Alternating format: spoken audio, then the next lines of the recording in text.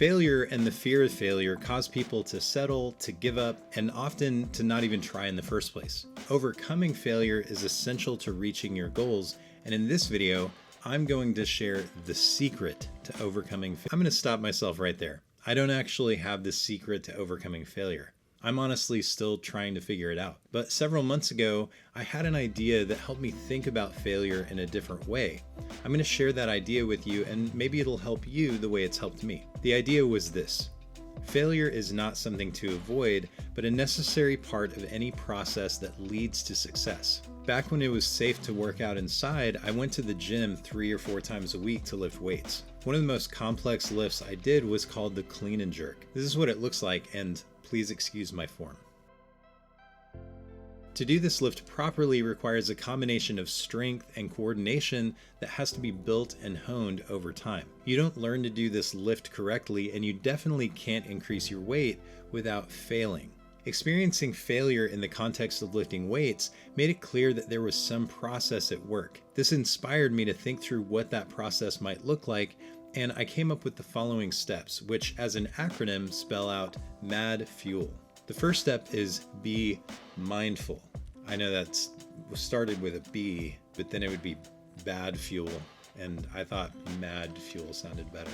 I chose the word mindful because it carries the idea of bringing your attention to the present. Purposeful attention to the present makes you more aware of things in your environment or in yourself that might contribute in some way to your success or failure. There can be any number of variables that lead to success or failure, and mindfulness helps you keep track of those things so you can adjust them in the future.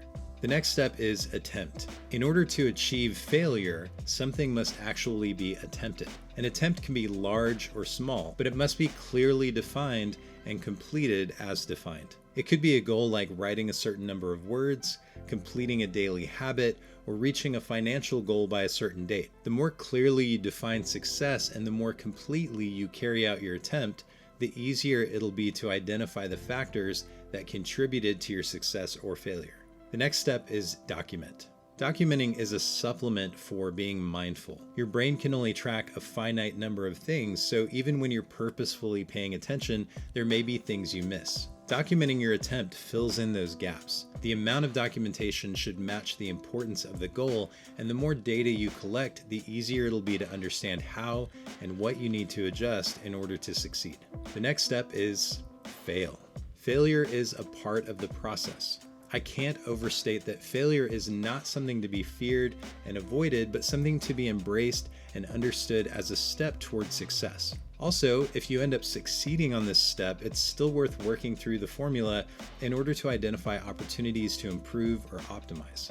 The next step is understand. Once you've made an attempt and failed, it's time to look at the data so you can understand what needs to be adjusted. Sometimes that's clear, but sometimes there are factors that you're not aware of that are contributing to your failure. You don't know what you don't know is a frustrating place to be. Fortunately, collecting data helps you rule out what you do know so that when you research or speak to a mentor, it's easier to know where to fill in the blanks. Evaluate. Now that you understand what needs to be adjusted, you have to determine how much adjustment is needed to get it right. The word evaluate has the root word value, which is fitting because you're actually trying to determine the value of the difference between failure and success. The final step is learn.